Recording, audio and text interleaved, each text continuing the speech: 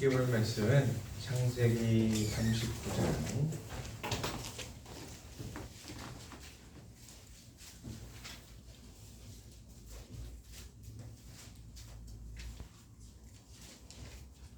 창세기 39장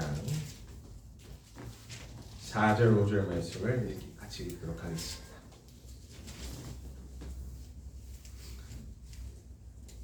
(4절 5절) 말씀을 함께 읽도록 같이 읽습니다. 요셉이 그의 주인에게 은혜를 입어 섬기매 그가 요셉을 가정 총무로 삼고 자기의 소유를 다 그의 손에 위탁하니 그가 요셉에게 자기의 집과 그의 모든 소유물을 주관하게 한 때부터 여호와께서 요셉을 위하여 그 7사람의 집에 복을 내리심으로 여호와의 복이 그의 집과 밖에 있는 모두의 손에 미친지라. 아멘. 참 아름다운 계절이 돌아왔습니다. 요즘에 꽃잔치가 벌어지고 있는데 여러분 혹시 지나가는 길가에 핀 목련과 벚꽃을 보셨습니까? 최근에 아주 놀라운 사실 하나를 깨달았습니다. 어떤 걸 깨달았냐면 벚꽃에 꽃이 필 때에 잎사귀가 없어요. 나만 몰랐던겨? 벚꽃이 피었는데 나무가 있는데 나무에 잎사귀가 없어. 신기한 게 아니에요. 그래서 이제 목련은 어쩐가 하고 봤더니 목련 나무에 꽃이 피었는데 잎사귀가 없어. 그래서 왜 저거는 잎사귀가 왜 없지? 하고서 곰곰이 생각을 해봤어요. 보통 이제 잎이 나고 꽃이 피고 그 다음에 열매가 맺는데 봄꽃들은 그래요. 잎사귀가 없어. 그래서 야 어떻게 그 조그마 메마른 가지에 밝은 꽃송이부터 탁 하고 피어나는지 너무 신기했어요. 나만 신기한겨? 다들 알고 있는 거였나? 그 모습을 보면서 되게 신기하고 뭉클했습니다. 이게 저게 하나님의 은혜인가? 하는 생각도 해봤어요. 잎사귀는 나무에 잎이 있으면 나무가 잎사귀를 통해서 광합성을 열심히 하잖아요. 그래서 이제 본인을 막 키우잖아. 그 잎사귀는 노력의 상징이잖아요. 근데 잎사귀가 없이 꽃이 피었다. 어떻게 저랬지? 하는 생각이 마구마구 들더라고요. 하나님은 나무가 겨울을 지내고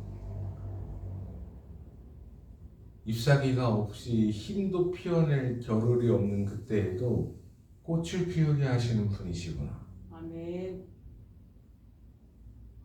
본인의 수고가 아닌 다른 것들로도 하나님이 빛만으로도 나무에게 힘을 주셔서 꽃을 피어내게 하시는 분이구나.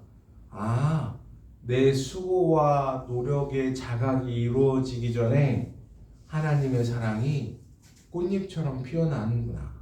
이 생각을 했어요. 우리 인생도 하나님 앞에서 활짝 피어나는 봄꽃 같은 은혜를 입으시기를 주님의 이름으로 축복합니다. 광야에서도 형통의 은혜를 피워왔던 요셉의 이야기를 좀 나누고자 합니다.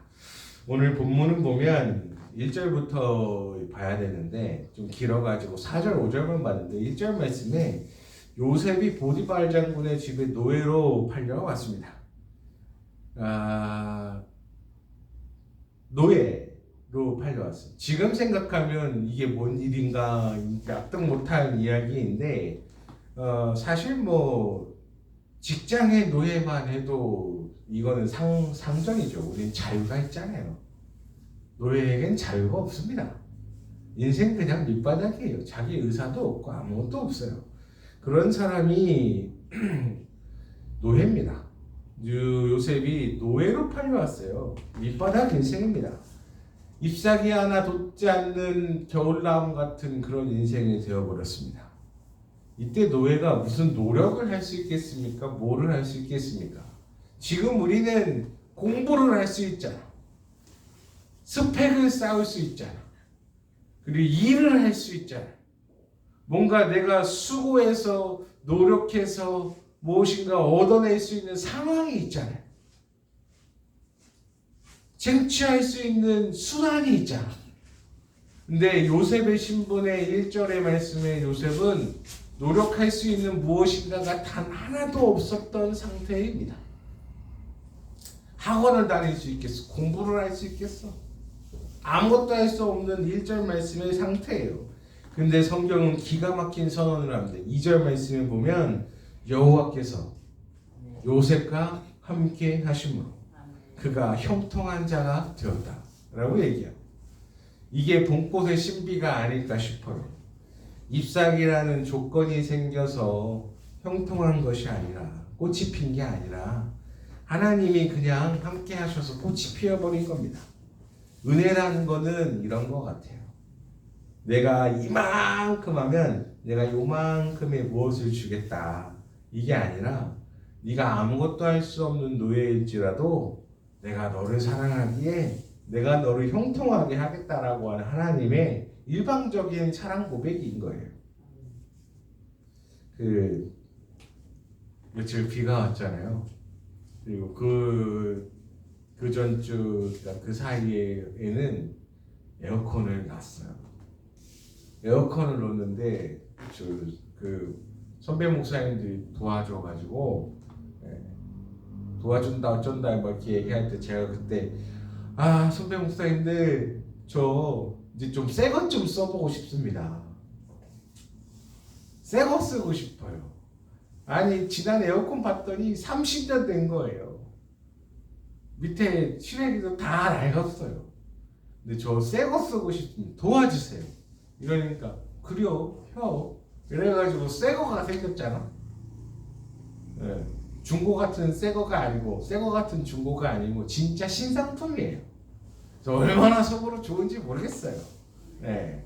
근데 그 사이에 이제 설치도 하고 뭐도 하고 난리도 나고 막 이렇게 치우고 막 이러고 있었는데 비가 왔는데 아니 원래 그 헐몬의 예술처럼 하나님의 은혜의 강이 헬몬산에서부터 물이 쫙 흐르거든요. 근데 우리 강단에서 물이 나가잖아. 내가 비 오니까 강단에서 물이 나가. 그래서 내가 이거 막 치우니까 그 쓰레기 그 나라이로 5번이나 퍼가지고 옮겼어요. 6번 팠나? 근데 알고 보니까 여기 그 간판을 여기다가 뚫어가지고 그게 이제 물이 이렇게 해가지고 이렇게 앞으로 나가는 거거든요. 예, 2층 사장님한테 얘기했어요. 근데 보면 있잖아요. 마음의 소원을 이루는 대로 그대로 되는 줄 믿습니다. 이제 요즘 팍 치우면서 뭔 기도했냐면 하나님 이제 물 안 새고 좀 안 춥고 안 덥고 아니 좀 안정적인 환경에서 예배할 수 있는 환경 나도 주세요. 내가 짓지 아니한 성읍을 주신다 하셨는데 하나님 그거 나도 좀 주세요. 그렇게 기도가 시작이 되더라고요. 내가 거의 다 와가나 봅니다. 내가 짓지 아니한 성읍을 내가 얻을 것이며 내가 수고하지 않은 것들을 얻게 할 것이며 라고 한 은혜의 말씀들이 이루어지기를 주님의 이름으로 축복합니다.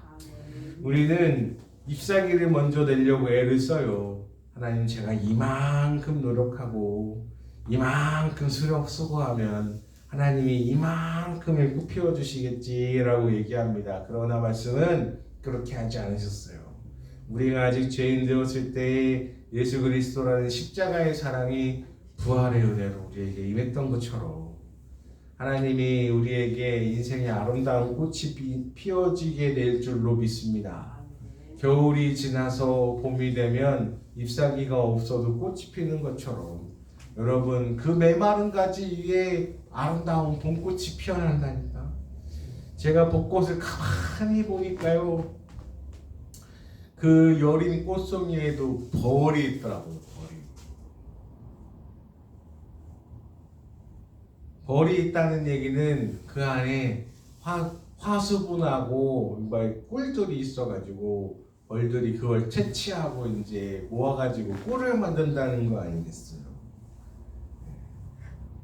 아무리 은은한 거라 보더라도 향기가 있고 화수분이 있고 꽃에 벌이 꼬이더라고요. 요셉의 인생이 딱 그 3절 말씀에 보면 요셉의 주인 보디발이 요셉과 하나님이 요셉에게 함께 하심을 보고 왔다라고 되어 있습니다. 네. 벚꽃은 티가 안 나요, 잘.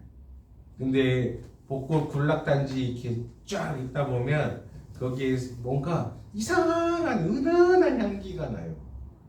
굳이 티를 내지 않아도 보이는 거예요. 알게 되고. 보디발 장군이 요셉을 보니까 저거 왜 성실하냐 저거 뭐 저 노예놈 저거 팔려왔다는데 저게 일을 잘하네. 저 뭔가 이렇게 대우받은 애, 뭐 이렇게 교육받은 애 같은데 애가 성실하네. 요셉이 뭐 이렇게 뭐 티를 냈겠습니까? 사람들은 흔히들 나는 하나님의 사람입니다. 뭐 정치인들 보면 나는 그러지 않겠습니다. 이런 나쁜 놈들이 많던데 그런 사람 단 한 명도 본 적이 없습니다. 오히려 티 안 나고 자기 일을 묵묵히 하는 사람이 마치 봄꽃 향기처럼 지금 맡기는 거 잘 되네 하는 걸 알게 되죠. 그래서 요셉은 자기 일을 묵묵히 감당했을 뿐인데 여러분 학생의 본분인 공부를 감당해 왔을 뿐인데 점점 그게 노력과 결실이 나중에 이루어지는 것처럼 요셉이라는 은혜의 꽃에서 핑겨나온 그 형통의 향기가 얼마나 진했던지 보디발 장군이 요셉을 자기 집을 총괄하게 맡깁니다. 어라? 저 친구가 만지는 것마다 잘 되네. 어라? 저 친구가 옆에 있으면 다른 일까지도 잘 이루어지네. 그 브라질 동네에서는 강도가 험악해가지고 막 빵 하고 그냥 쏜 다음에 근데 우리 한국 사람들이 거기에 살자마자 뭔 일이 있었다면 청소를 하기 시작했대요. 그러자마자 노숙자들이 떠나고 길과 도로가 깨끗하니까 노숙자들이 눈치 보여서 못 있는 거야.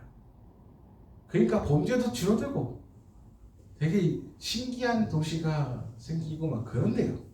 여러분 우리가 살아가는 순간마다 성실함으로 그리고 하나님의 은혜의 향기로 그리고 나로 인해 퍼져가는 형통함이 여러분 우리의 삶을 이끌어가기를 축복합니다. 은혜의 향기를 내뿜으십시오. 여러분이 억지로 야 내가 뭐를 이렇게 와 해야지 이럴 필요는 없습니다. 하나님이 여러분에게 은혜와 형통의 꿀의 향기를 펼쳐내 주실 줄로 믿습니다.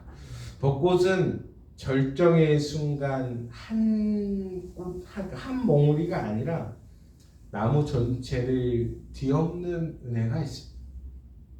그래서 한 사람이 받은 은혜가 그 사람에 그치는 것이 아닙니다.